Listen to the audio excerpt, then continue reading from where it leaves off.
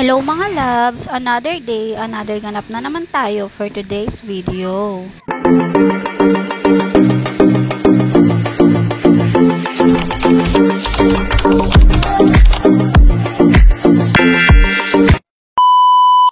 Ang bunso na naman nga ang unang nagising kesa sa mga ate. Kaya naman humingi agad siya ng almusal at binigyan ko na nga ito. Yung pillows na violet nga ang kadalasan niyang hinihingi sa akin na almusal. Binibigay ko naman ito dahil nga tinapay naman yun at hindi naman yun chichirya. At pagkatapos niya kumain ay kusa na nga niyang niligpit yung pinagkainan niya at pinalagay ko na nga ito doon sa lamesa. Para hindi na rin niya ito paglaruan dito sa mahigaan at para hindi na rin magkalat dito. At ang bandang tanghali na nga ay nagluto na nga ako ng ulam namin para sa tanghalian. At nagprito nga lang ako ng isda. Pumunta kasi kami sa bayan para bumili ng tinapay at naisipan ko na nga din na bumili ng ulam para sa tanghalian namin at hanggang hapunan na nga rin. Prinito ko na nga lang yung isda at yung pechay naman na binili ko ay gigisahin ko mamayang gabi para naman may pang partner sa prito. Sasabawan ko nga sana yung natitirang isda para mamayang gabi. Kaya nga lang hindi na fresh yung isda kapag mamayang gabi ko pa ito niluto. Kaya naisipan ko na igisa na lang yung gulay. At prinito ko na lang din lahat ng isda para naman mamayang gabi ay magluluto na lang ako ng gulay. Kalahating kilo na rin kasi yung binili kong isda at madami na nga rin yun at abot na nga rin hanggang hapunan. Konti lang din kasi kumain ang mga anak ko at sigurado naman ako konti lang ang makakain nilang isda. At ako nga lang din ang makakain ng marami dito. Hinanda ko na nga lang din yung mga pagkain namin dito sa maliit na lamesa para naman sabay-sabay na kami kumain ng mga anak ko. Kaya nga lang ang batang maliit talaga ay nagwawala at hindi ko nga alam kung ano nga ang gusto niya. Ayaw kasing paupuin ang mga ate sa may lamesa kaya naman nagwawala talaga at ayaw niya nga din na pinapakailaman siya. Kaya naman sabi ko kina ate, wag na lang munang pakialaman dahil nga lalong nagwawala kapag pinapansin. Kaya naman hinayaan na lang din namin hanggang sa tumigil sa pag-iiyak at maya-maya ay kumain na nga din siya. At pagkatapos nga namin kumain ng tanghalian ay pinatulog ko nga sila at pati nga ako ay nakatulog na rin.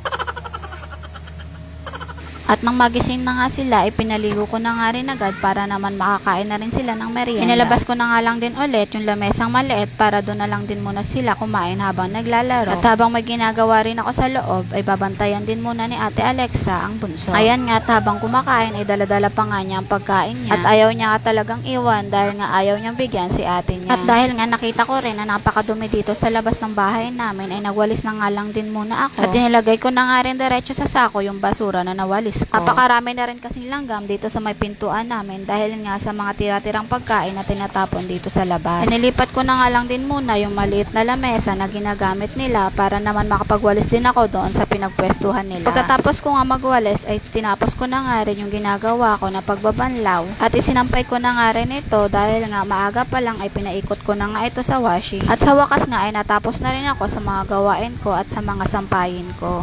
At yan na lang po muna for today's video. Thank you for watching everyone. Ingat and God bless.